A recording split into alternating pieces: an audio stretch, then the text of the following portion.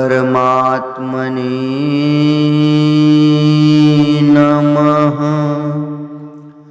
हरये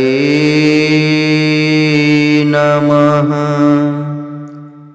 श्री गुरुचरणकमलेभ्यो नमः। श्रीमद्भगवद्गीता अथ द्वितीयोऽध्यायः। श्लोक 24।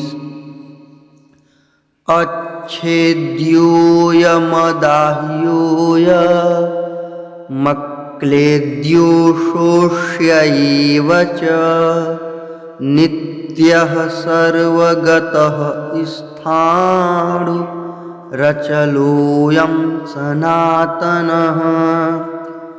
अच्छेद्योऽयमदाह्योऽयमक्लेद्यो शोष्य एव च नित्यः सर्वगतः स्थाणुरचलोऽयं सनातनः।